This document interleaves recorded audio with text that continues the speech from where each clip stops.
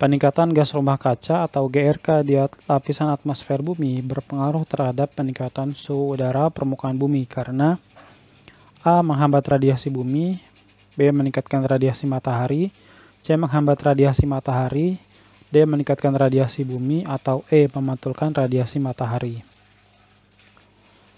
Gas rumah kaca adalah gas-gas pada lapisan atmosfer yang menyebabkan efek rumah kaca. Efek rumah kaca membuat panas matahari yang masuk ke bumi tidak dapat dilepaskan lagi karena tertahan oleh gas-gas rumah kaca. Nah, ini ilustrasinya.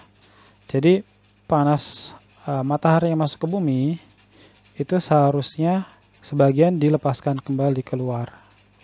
Nah, tapi karena adanya gas-gas polutan, nah yang disebut dengan gas rumah kaca ini, maka panas matahari yang masuk ke bumi, nah itu tertahan atau terhambat. Nah, sehingga ini menambah suhu atau menambah panas di suhu udaranya bumi.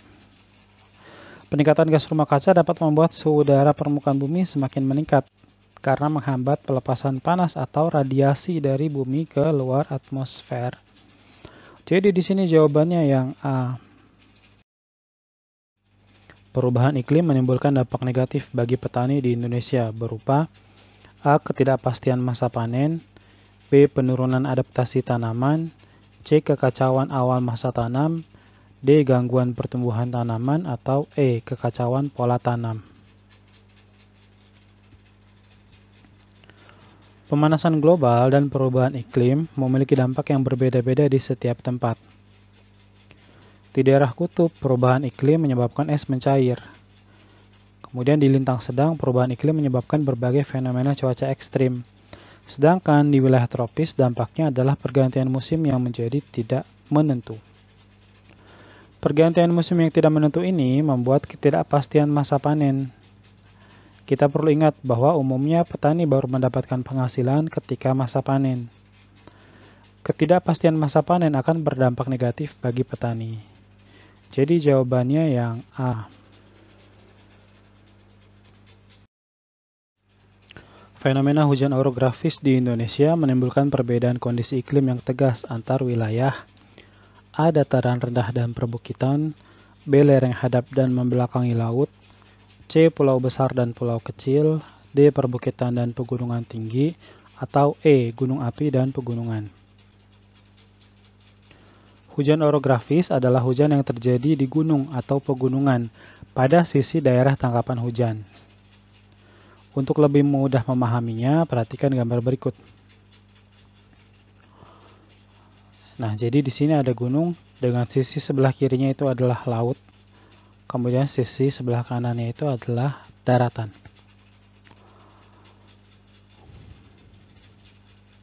Nah, di sini kita sebut sebagai daerah tangkapan hujan, ini yang menghadap ke laut, dan daerah bayangan hujan, ini yang membelakangi laut. Nah, di sini angin sejuk dan basah bertiup. Kenapa dia basah? Karena asalnya dari atas perairan, gitu ya. Nah, kemudian dia bertiup ke arah daratan. Nah, angin yang basah ini. Nah, kemudian menuju ke gunung.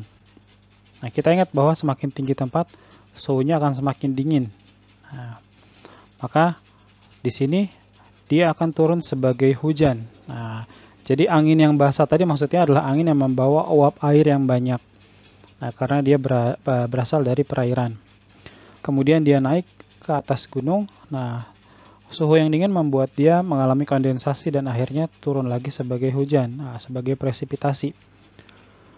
Kemudian angin ini melanjutkan perjalanannya dan berubah dia yang tadinya cenderung sejuk dan dia bersifat basah, menjadi angin yang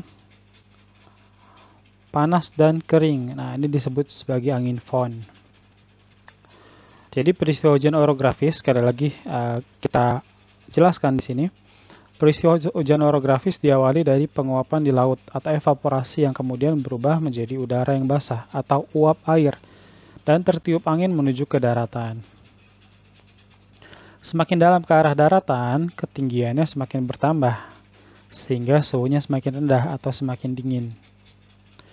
Suhu yang rendah ini membuat uap air tadi berubah menjadi titik-titik air atau kondensasi dan siap turun sebagai hujan. Pada puncak gunung, uap air yang berubah menjadi titik-titik air dihabiskan dan jatuh semua menjadi hujan. Sehingga ketika anginnya lanjut bertiup ke sisi yang belakangi laut, ia berubah menjadi angin yang kering dan panas. Jadi di sini jawabannya adalah yang B, lereng hadap dan membelakangi laut.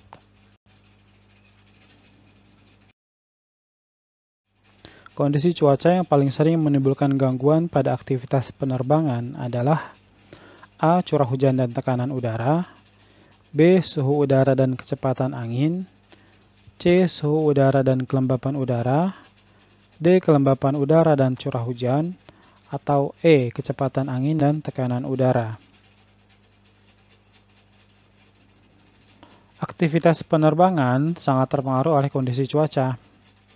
Semua unsur cuaca dapat memengaruhi kelancaran penerbangan.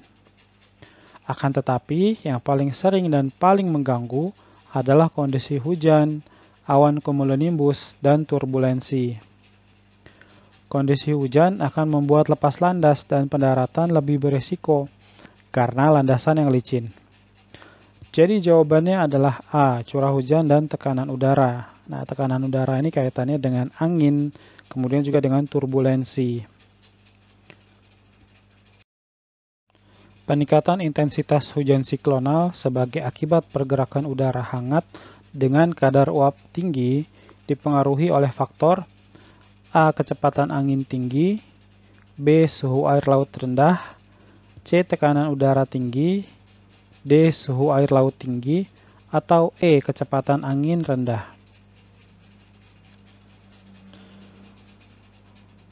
Hujan siklonal adalah hujan yang terjadi akibat naiknya udara panas dari permukaan bumi disertai adanya angin yang berputar-putar pada titik tertentu. Jenis hujan siklonal umumnya hanya dapat terjadi di daerah sekitar khatulistiwa. Peristiwa hujan tidak lepas dari siklus hidrologi yang diawali dari penguapan atau evaporasi. Semakin banyak air yang menguap, maka semakin banyak juga air yang akan jatuh. Dengan kata lain, intensitas hujannya akan semakin meningkat. Peristiwa ini dipengaruhi oleh suhu air laut yang tinggi. Jadi jawabannya adalah yang D. Peningkatan kadar karbon dioksida di atmosfer bumi dapat mengakibatkan perubahan cuaca dan iklim di permukaan bumi berupa A. Peningkatan kecepatan angin, B. Peningkatan curah hujan, C. Penurunan tekanan udara, D. Peningkatan suhu udara, atau E. Peningkatan kelembapan udara. Karbon dioksida adalah salah satu gas yang termasuk kategori gas rumah kaca. Jika kadar karbon dioksida meningkat, maka fenomena efek rumah kaca pun makin dirasakan, yang berdampak pada suhu udara yang semakin tinggi. Jadi jawabannya adalah yang D, peningkatan suhu udara.